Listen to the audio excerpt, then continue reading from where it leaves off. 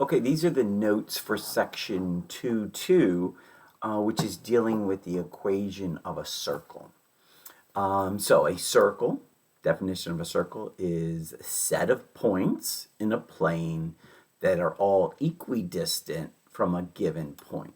So the given point is referred to as the center of the circle, and that common difference. So you can see if I take this point and move it anywhere along that circle, the distance from that point to the center is constant, and that's a given value called the radius. Okay, so it's in a plane. All of these points, every single point on this circle, every xy coordinate for every point will satisfy this equation. All right, so this is an equation, and it's an equation in terms of x and y. Often we have equations with just one variable, and then we can solve it. So x equals whatever, But here we have x's and y's. Now, in the actual equations that we're going to have, the h and the k are going to be values, like numbers, and so will the r, right? So in this generalized equation here, the h and the k will be numbers, and the r is the radius. It will also be a number. We can derive this formula if we start by looking at this thing. We think about the centers being hk, and think about any point on this circle as having coordinates x and y. And then if we plug those points in, so like let's say the first point, the x1, y1 are the coordinates of this center, and we'll often refer to locations of center as h and k. H being, so the center will be h comma k, so we write it as an ordered pair, the h comma k. So we plug those in for the first point's coordinates, and then we just have a generic xy for the second point. Then we would get this equation, and then if we square both sides of this equation, then we get the equation of our circle. So x and y are the coordinates of any point that would satisfy this equation, which are all of the points in a plane that are all equidistant from the given center. Okay, and now again, that distance, that they're all the same distance from the center, that's called the radius. And in the formula, the radius is squared. Okay, so again, the center is at hk. We sometimes refer to this form of the equation, because there will be another form that we will sometimes use. We'll refer to this as the hk form, because the h and the k are just right there. So if it's in this form, it's great. You have identified the center, and you've identified the radius. And that's really all we need for a circle. Like if I'm asking you to draw a circle, you need to know two things. You need to know, okay, where do you want the circle? So where is its center? And then how big do you want the thing, right? And so that would be the radius. Okay, so let's, using that formula, let's try example A.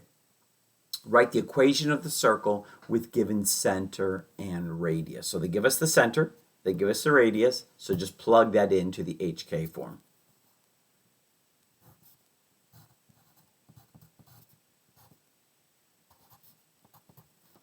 All right, so the first one's going to be x minus the h is 1, so x minus 1. The next one's going to be, the next binomial here is in the form is going to be y minus a negative 2 or y plus 2. All right, so it's always the opposite inside. Notice there's a negative in the formula, so it's the opposite of h. So we had a positive 1, so we say subtract 1. And then we had a negative 2, so it's the opposite, so plus 2. And then the r is 3, so 3 squared, 9. All right, try the next one. So this one will be x minus 0 quantity squared plus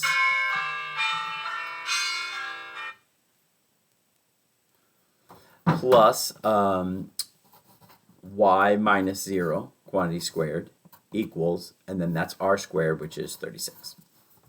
Okay, now you could leave it like that specifically because now it looks like the hk form, but of course you could just say x squared plus y squared equals 36. Okay. All right. So the next one now, they're giving it to us in HK form, right? So we can pull, in order to pull the stuff out that we need from the equation to be able to draw the circle. Okay, so what do we need to draw the circle? We need to know where the center is. So where is this circle located? And then we also need to know how big it is. So the center, we know that that's going to be what? 3, comma, -4. All right, so the h is the x coordinate of the center, and this is, it's the opposite of this, right? So you take the negative out and just get 3, and then when it's the y minus a -4 would make this +4, so it's a -4. So take the negative, the opposite of the thing that's in the parentheses. Okay, and then our radius, and be careful, often the students will look at this and say, oh, the radius is 9. No, remember, the radius is the square root of that, so the radius is 3. So let's locate the center first. So I'm going to do 1, 2, 3, then down 4. 1, 2, 3, 4. So here is the center of our circle, and now we want to draw the circle in with a radius of 3. So how do we do that? So we're going to do almost pretend like we're going north 3, south 3, east 3, and north 3, like it's a map. All right, so we're going to up, down, left, right, 3 points away, because those are easy to do, right? Nice whole numbers. And then we want to just kind of sketch it in.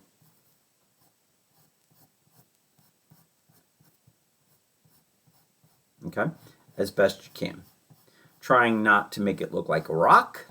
What often students do is they don't push these out far enough, so what they end up doing is they kind of cut the corner, and it ends up looking like a little bit more like a diamond than so they kind of go like it's a square almost. So just be careful, don't do that. And don't just put your pencil down and draw a circle, because, well, actually that one's pretty good, but usually our circle's pretty bad when we try to do that. So sketch it like you're in art class, and you don't just put your pencil down and draw, you kind of sketch it lightly, and kind of get the rough shape in, and then you can kind of go back and follow it in if you want to. Okay? All right, next one. This one's pretty simple. I can just see pretty clearly where the center is. It looks a lot like this thing, right, that we had up above. So the center is at 0, 0, and the radius. Careful, especially when it's small like this, you think, oh, 4, right? I mean, 9 would be pretty big. 9 would not even fit on this page, right? So we know 9 can't be. It's obvious that that's not the r. It's the square root of that. But 4 is small enough so that it's pretty easy to say 4 there, but really it's the square root of that. It's 2. All right, so we're here, the center. And so we go right 2, left 2, up 2, down 2, and then we kind of just sketch it in. And if you have to rotate your paper to kind of get it in there better, so be it. Let me see how I can get this here. All right. It's pretty rare that I ever take off for someone's sketch of their circle, but just don't cut the corners, right? Make sure that you kind of fill it up. Okay. All right, the next one is the general form. So this was what we referred to. Some books will call this different forms. We refer to this generally as the HK form.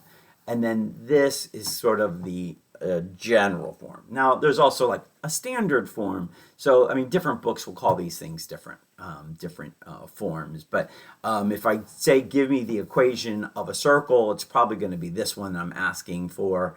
I will sometimes refer to it as the HK form. This is the general form. We generally don't ask for you to give it to us in this form, but often we will give you the equation of the circle in this form, and then you've got to convert it. So if we look at an equation in the HK form, and we foiled this stuff out, right? We would get x squared minus 6x plus 9 for this binomial squared, and we'd get y squared plus 8 y plus 16 for this binomial squared.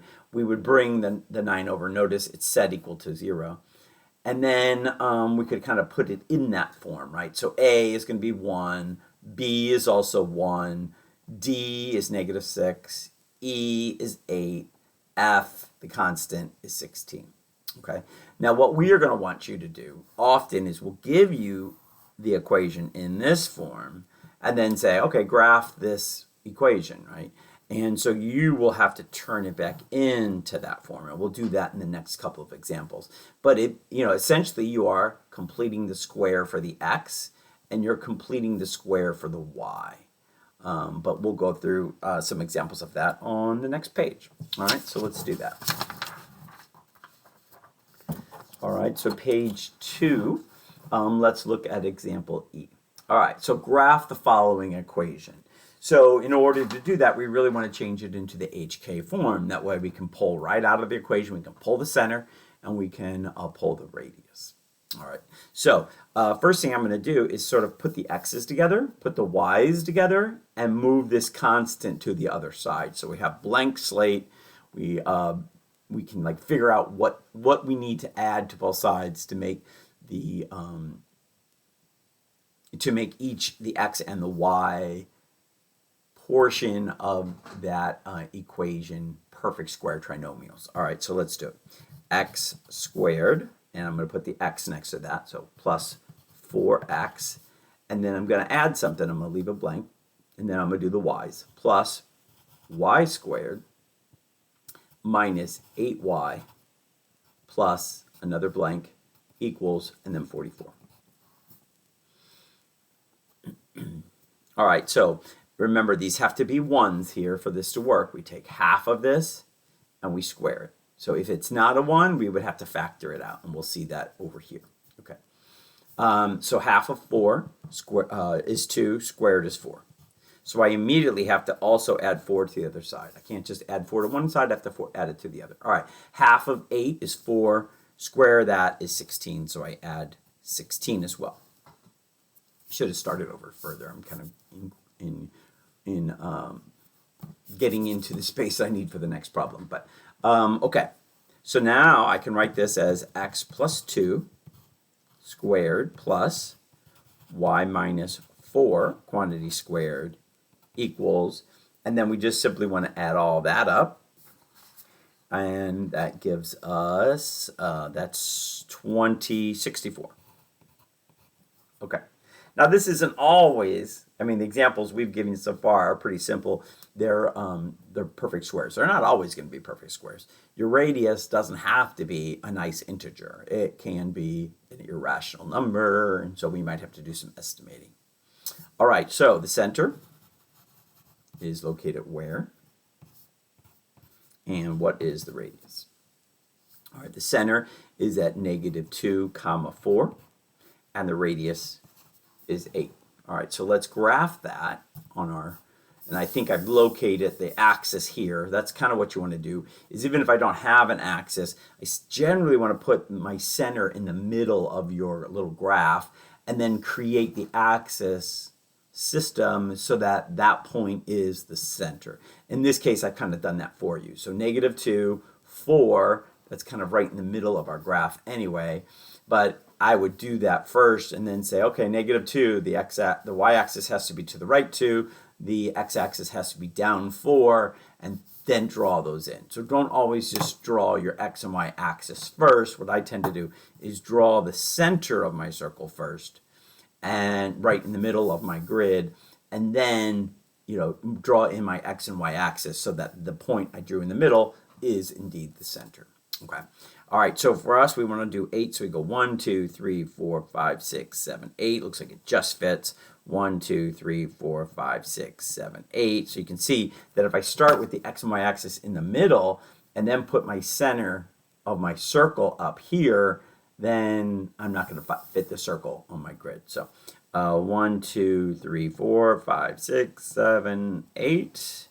And then 1, 2, 3, 4, 5, 6, 7, 8. So we've got our up, down, left, right, and now just try to sketch those in as best as you can so that we get a circle. And I'm going to actually rotate my paper. This is kind of a big one, so I'm going to rotate my paper around to get it, use my natural, curvature of my hand to sort of help me get the arc through those. And then the last part here. And again, just kind of sketch it. Don't just put your pencil down and draw, because then it'll have flat spots in it and it won't look good. Okay? All right, and so let's go on to number F, example F now. I'm just going to erase some of this, get it out of my way. Let me just put in here like plus 4 and plus 16 up above, so I have the space for F. Okay, so for F, I'm going to put the x's together and the y's together, but this time I want to factor that out. You could, divide through by 2 if you wanted to start with, but you are going to have a fraction in that case. What we can't do is we can't just pretend, like if I do this and then try to find a value here, right? So I can't just take half of 2, which is 1, and square it and make it 1. That doesn't work because this is not a 1, right? So that taking half of this and squaring it to make this a perfect square trinomial only works when this is a 1. So I think everything's divisible by 2 except for this. So I think probably it makes most sense to just divide everything by 2. That way my x squared and y squared terms are 1, which is what we want. So let's divide everything by 2. And then we'll move that constant over to the other side. So we get what? We get x squared plus x. And then I'm going to add something. And then I'm going to my y squared. So y squared minus 3y. 3, not 36, 3y. And then I'm going to add something to that. And that is equal to 45 over 2. Okay. All right, so let's think about this. Half of this is 1/2 squared 1/4. So immediately I should add 1/4 to this side. All right, half of this, that's 3/2 squared is 9/4. So I'm going to immediately add 9/4 to both sides. Okay. Now, instead of making this 90 over 4, I could think of this as what? 10 over 4. So that 1/9, that's 1 plus 9 is 10/4. So I could think of that as 5/2. So that would be 45 halves plus 5/2, right? That would probably be easier rather than moving this up to 90/4. Since I know adding this, I'll be able to reduce it. All right, so what do we get? Over here we have x plus 1/2, quantity squared, plus y minus 3/2, quantity squared, equals, and then this will be what? That's 50/2, which is just 25. Okay? All right, so what is my center? And what is my radius? All right, so my center is going to be negative 1/2, and my negative 1/2 comma positive 3/2. So my h and my k, the radius, square root of this, which is just 5. Okay. All right, so I'm going to go over 1/2 and then go up 3/2, which is here. And the center is close enough to the origin that drawing the origin in the center is probably okay. My radius, I just got to make sure I can fit 5 on here. So 1, 2, 3, 4, 5. It looks like, no, wait a minute. Sorry, I didn't do that right. It's 1/2 over and 3/2. It's here, right? 1 1/2. Okay, so go up 5. 1, 2, 3, 4, 5. And then 1, 2, 3, 4, 5. 1, 2, 3, 4, 5. And finally 1, 2, 3, 4, 5. All right, so those are my up, down, left, right, my 4 points. And so now I'm just going to sketch that in as best I can. And, you know, it doesn't hurt to kind of rotate my paper a little bit.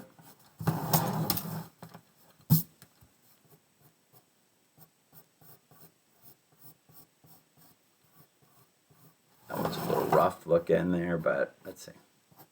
Kind of helps if you come from both directions too. Okay. Admittedly, not my best circle in the world, but you know, you go over it and you erase a little bit of it. That's why sketching is kind of a good thing.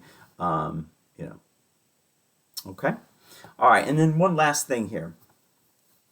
So the examples that we gave you are all nice, good circles. But sometimes kind of wacky things can happen. So if we have this is the HK form, we could have some possible different outcomes. So C is greater than 0. So if C is greater than 0, that's the example we've done, right? You know, it was C was 25 and C was 64, right? It can be anything greater than 0, so a positive number. Then we simply take the square root of C, and that's our radius. All right.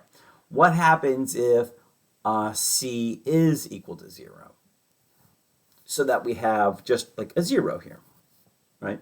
So that means the radius, so the set of all points from this point, right, the set of all points is 0 away. So this whole thing just shrinks down and becomes a point.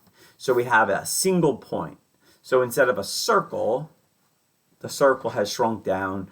All the points are the actual point itself, right? Does that kind of make sense? It kind of shrinks down. The radius gets smaller and smaller and smaller, and then eventually it's just 0. All right, and then the third case is if C is less than 0. Well, that's just not possible. It's not possible for the distance from a point to all the other points to be negative. And so in this case, that is the case in which the circle does not actually exist. So there are no x, y coordinate points that would satisfy the equation. So for example, if we look at this equation, like what are all the x, y coordinates that satisfy that? It's all the points on this circle, right? And so if that was a 0, then the only point that would satisfy the equation then is the center point.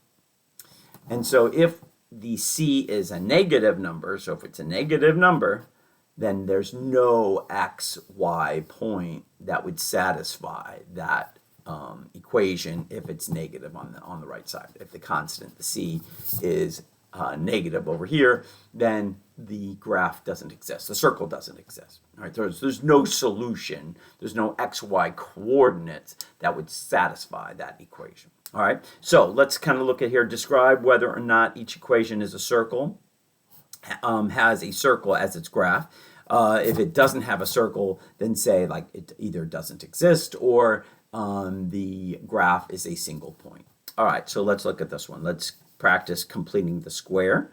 So we have x squared minus 6x, and I'm going to leave a space for something, plus y squared minus 6y, and then I'm going to add something, equals negative 18. All right, so we take half of 6, which is 3, squared is 9, and then I add 9 to the other side. And then half of 6 is 3, squared is 9, I add 9, and I'm going to add 9 to the other side. And I think you can kind of see what's going to happen here. We have x minus 3 quantity squared plus y minus 3 quantity squared equals 0. So we have a center at 3, 3, and the radius equals 0. So this is the situation where we have simply a point at 3, 3. That's what the graph of that equation looks like. It's a single point. Okay. All right, let's look at h then. So same kind of thing. We're going to complete the square for x and for y. So we have x squared plus 2x. And then we're going to add something. Plus y squared minus 6y, again, plus another something, equals negative 14. All right, so half of 2 is 1. 1 squared is 1. I also add 1 to the other side. Half of 6 is 3, squared is 9, so I add 9 to the other side. And we get x plus 1, quantity squared, plus y minus 3, quantity squared, and that's equal to, looks like what, 10, negative 4. Okay, so because this is negative, right, we can't take the square root of a negative. It doesn't exist in the real number system. We can't really think of like, oh, isn't that going to be 2i plus or minus 2i or something like that. That's not the case here, because here we can't deal with complex numbers, because that's a radius. That's supposed to be the radius squared, right? So there's no, and then the radius is an actual distance on a graph, right? It's r, it's how much the radius is. And so we can't have a negative value there, right? It just means that there's no graph, there is no solution to this. There's no xy coordinate pair that would be plugged in for x and y that would satisfy this original equation, okay? So there's essentially no graph. The graph is non-existent. All right, so your homework is down here. Remember again, multiples of 3 is what that x times 3 means, and that is due next class.